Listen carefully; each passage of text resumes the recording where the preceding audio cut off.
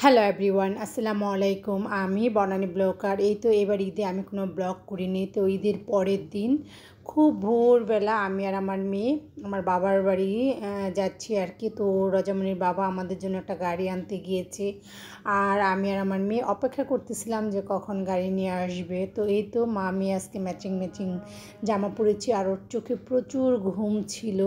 তো ঘুমটা ওরকমভাবে কাটেনি। তো আমরা একটা সিএনজিতে মানে এই যেহেতু সিএনজিটা অপরিচিত ছিল, তো ওর বাবার নাম্বার আর গাড়ির নাম্বারটা রেখে দিয়েছে, মোবাইল নাম্বারটা।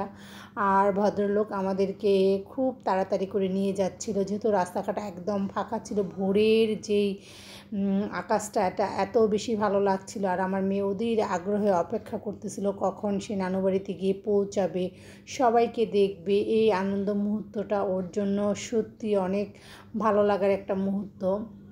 তো সবুজ প্রাকৃতিক আমার তো বরাবরের মতো সবসময় ভালো লাগে।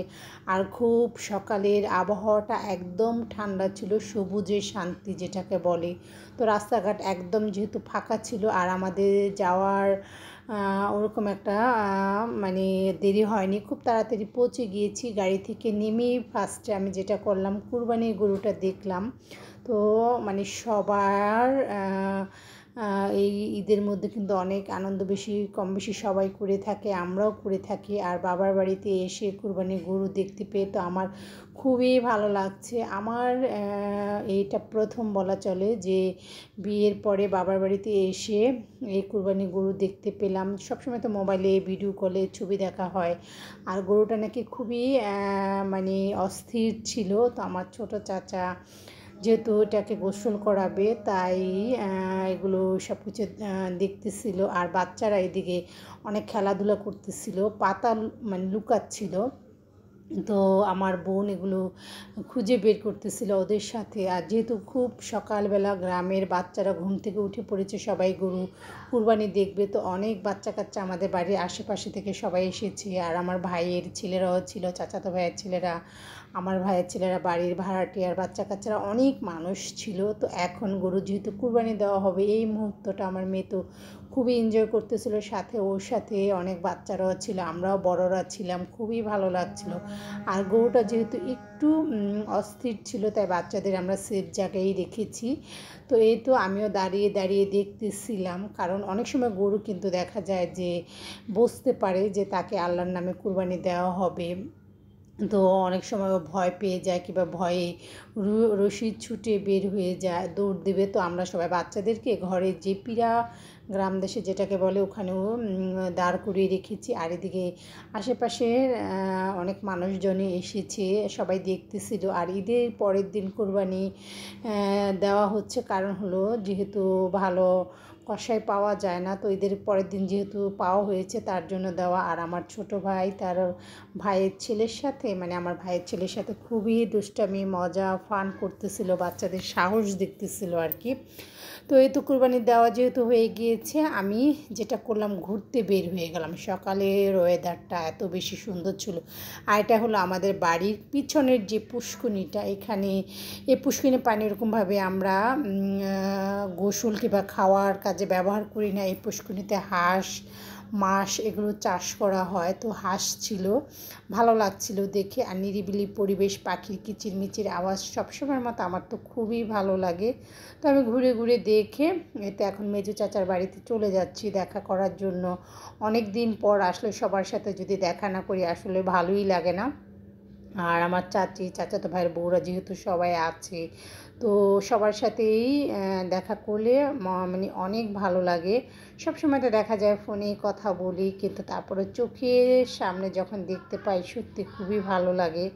তারপরে চলে আসলাম ছোটো চাচার বাড়িতে, মেয়েকে খালামণির সাথে দেখা করালাম, চাচাতো বোনদের সাথে দেখা করলাম। আর ওকে নিয়ে একটু হাঁটতে বেরিয়েছিলাম, যে বাগানটা আছে এখানে। আর শুকনো পাতার মধ্যে যখন পা দিচ্ছিলাম, এত সুন্দর একটা পাতার আওয়াজ হচ্ছিল।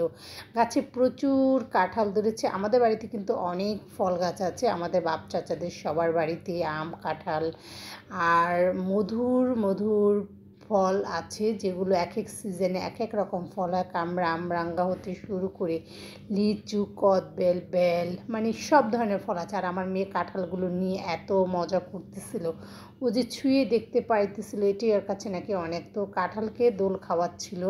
তো আমি ভাবলাম আমার ক্যামেরায় এগুলো একটু বন্দি করে রাখি। ঈদের পরে নানু বাড়িতে এসে এত সুন্দর করে ঈদ পালন করবে এটা ও ভাবতেও পারেনি।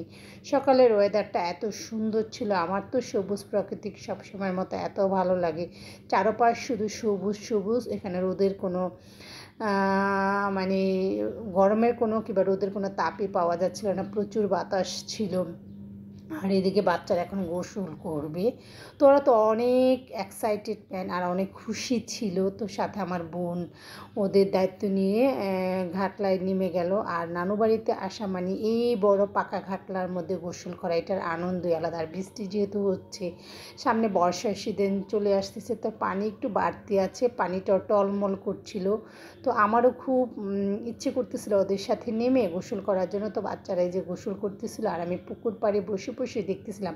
আমি বাড়িতে আসলে আমার বেশিরভাগ সময়টাই কাটে এই মানে ঘাটলায় বসে, ভালো লাগে। ওটা হলো মেন রোড, বাসা থেকে মেন রোডটা দেখা যায়। তারপর আমাদের বড় যে পুকুরটা আছে এখানে, আর এই বাবুটা আর আমি, পিচ্ছিটা আর আমি বসে বসে উপভোগ করতেছিলাম। কারণ ও ছোটো, নামতে পারবে না পানিতে, আর আমার ইচ্ছে থাকলেও নামার উপায় মানে নামতে পারবো না, কারণ আমি জামা কাপড় ওরকমভাবে আনিনি। আর এদিকে গরু যেহেতু কুরবানি হয়ে গিয়েছে, এটা প্রসেসিং করতেছে কিভাবে এটাকে মানে তাড়াতাড়ি বানানো যায় মাংস। তো আস্তে আস্তে মানে গরুর মাংসের যে অংশগুলো এগুলো নিয়ে আসতেছে তৈরি করার জন্য। আর আমরা অপেক্ষা করতেছিলাম। তো এই তো তারপরে আমি চলে গেলাম আমার মায়ের কবরটা দেখার জন্য, যেখানে গিয়ে মায়ের জন্য একটু দোয়া করলাম। সবসময় আসলে মায়ের সাথে তো অবশ্যই দেখা করব। ঈদের দিন মায়ের জন্য দোয়া করলে সব মানে মায়েরা যাতে দোয়াটা পায়, যত মৃত ব্যক্তিরা আছে তাদের দোয়াগুলো যাতে, আমাদের দোয়াগুলো যাতে তাদের জন্য কবুল হয়। তারপর আমি হেঁটে হেঁটে যে পারিবারিক কবরস্থানটা এটা দেখতেছিলাম। এখানে একটা বকুল ফুল গাছ আছে অনেক বড়। তো এই তো আমি যখনই বাড়িতে আসি না কেন চেষ্টা করি আশেপাশের সবার বাড়িতে ঘুরে ঘুরে দেখার। তো এটা হলো আমাদের বাড়ির পিছনের অংশটা, এটা আমাদেরই জায়গা। তো যেহেতু এই জায়গাটা খালি, আব্বার ইচ্ছা আছে এখানে আমের একটা বাগান করবে আর কি। তো এখানেও আমি ঘুরে ঘুরে দেখতেছিলাম, ভালো লাগছিল। তো আমার একটু কাজ ছিল, আমি ওটা দেখাতে পারিনি। আমি কাঁথা নিয়ে এসে, কাপড় নিয়ে এসেছি কাঁথা সেলাই করার জন্য। আজকে যেহেতু সময় পেয়েছি তো এগুলো দিয়ে গেলাম কাঁথা সেলাই করার জন্য। আর আমার ভাই, চাচারা সবাই বসে বসে দেখতেছিল। আর এদিকে কসাইরা মাংস তৈরি করতেছিল। আর যেহেতু এখানে প্রচুর বাতাস ছিল, তাই এই ঘাটলাটার নিচেই বসেছি সুন্দর করে। এখানে বসে সব কিছু করতেছিল আর কি, যাতে খুব তাড়াতাড়ি ঠান্ডা আবহাওয়া ওয়েদারে মানে ফ্যানের বাতাস যাতে না লাগে, প্রাকৃতিক বাতাসেই যাতে গরুটা বানিয়ে নিতে পারে। আর এদিকে কাঁঠাল পাড়তেছিল গাছে, যেহেতু প্রচুর কাঁঠাল হয়েছে, ওনারা কাঁঠাল কিনে নিয়েছে আর কি। তো এখান থেকে একটা পাকা কাঁঠাল আমার জন্য পাড়া হয়েছে, গাছ পাকা, আমি খেলাম। তারপরে তো সন্ধ্যার মধ্যে আমরা রওনা দিয়ে দিলাম, যেহেতু বৃষ্টি হয়েছিল বিকালের দিকে। আমার মেয়ে তো খুবই এনজয় করতেছিল।